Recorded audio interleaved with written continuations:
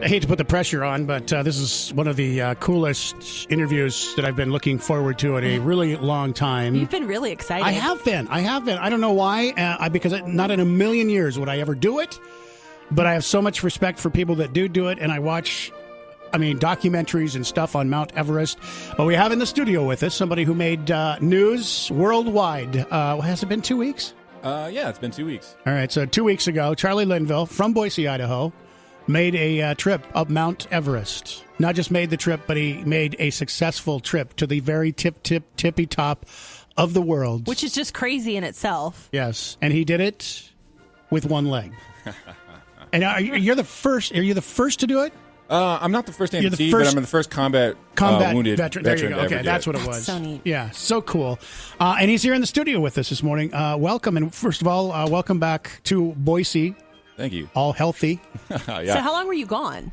In total, with training and the expedition, 4 months. That's a long time. And you've 4 basically months. been training then for how many years? Because you have two previous trips that, in case you didn't know, he tried to make, but not through any fault of his own. One of them was canceled because of an avalanche, correct? And people died in that avalanche. Yeah, unfortunately, 16 Sherpas lost their lives, and just kind of seemed to be that Mother Nature wasn't on board with me climbing the mountain for 2 years in a row. Yeah, and the following year was because of a storm? No, the earthquake. The earthquake, Well, that's That's right, what it the was. earthquake.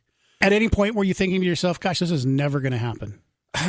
This year, I just went in cautiously optimistic, right? I mean, so the first 2 years just kind of ended, and all the training and everything went to the wayside, and I got to the mountain this year, and I wasn't like, okay, I'm going to climb Everest this year. It's like one step at a time. Let's get to interim camp, which is like the very first camp after base camp. And then finally, when I clipped onto the ropes at 22,000 feet, that's when I realized I was actually going to climb Mount Everest for this year.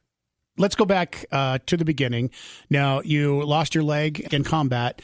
Tell us exactly what happened, because a lot of people, I don't think, realize your whole story. Mm-hmm. Yeah, so I joined the Marine Corps. I went to Boise State for a semester and figured out that was not a good idea for me. And what year was this? What was it, 2006? 2006. It's good. Most people sit there and go 4 years before they realize it's not. Right. Yeah, for them. no, So I you was realized just right away. wasting Good money. for you. Yeah, good so, for you. So I joined the Marine Corps and had some successful deployment to Iraq. And then when I went to Afghanistan as a bomb disposal technician, I took apart all the roadside IEDs that you hear about. Unfortunately, a Marine had stepped on one and got severely wounded, so I went in support and help of the Marine. And then when I was there, I ended up stepping on an IED, and my foot was severely damaged in the blast. At that point, did you know that you had stepped on it before it went off? Or, did you have that time to sit there and go, oh, crap, which I'm sure it was way worse language than that? There's really no time. Really what the movies would tell you. Yeah, That's it's not like the you way hear it a works. click and you go, it's oh, instantaneous. crap. No, Yeah. it's like, bam, like, Okay. oh, man, I just stepped on something.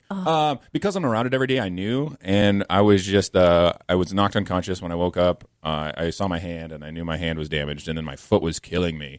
And so I was fully prepared when I looked down that things were going to be missing and gone, and I looked down and really like, yes. For me, because it's still there. For me, I saw much worse every day of my military deployment, and so for me to look down and having actually personally stepped on an ID and see that there's minimal damage compared to That's what great a lot to of have our that guys outlook sustain, on it, yeah. I was, just time to deal with it. All right, so the next step, where in the whole process was it your goal to go to Mount Everest? Oh, man. So, I remember watching Everest when it came out in the IMAX in, 96 or whatever that was. Loved that movie. Great movie. But it was never my own personal goal to climb it. It just kind of found me. That's kind of how life has worked for myself personally. Things have just kind of found me.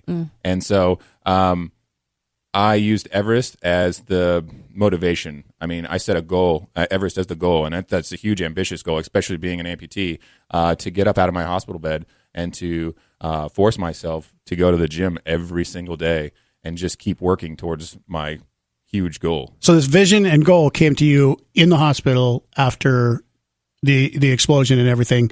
That's when you started to think about this. It came to me. So I had another but good friend of mine. He lost both his legs above the knee, and he hooked up with the Heroes Project, who's the organization that I climbed Everest with, and he climbed Kilimanjaro.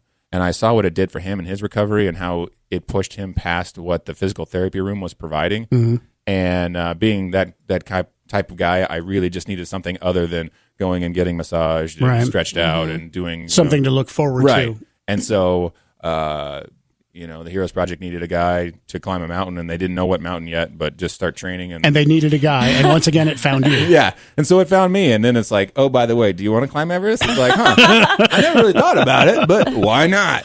How long did it take you to decide, yes, I'm going to do it? About 30 seconds. Yeah. Really?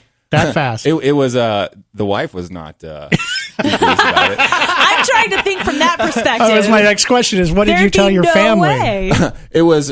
She was there for the notification, and, she has been in my corner every step of the way, and there was no hesitation. I mean, there was some fear. I mean, obviously, it's Mount Everest. Oh, yeah, So because people do die on it every year. right, and she just got me back from Afghanistan, sustained injury in combat, and it's like, okay, it's time for you to slow down. Yeah. I'm like, Take some babe, I time. love you, but I really need to go do this. Yeah, how was that even brought up in conversation? It's like, so, honey, I was thinking about maybe climbing the tallest mountain. Is that okay?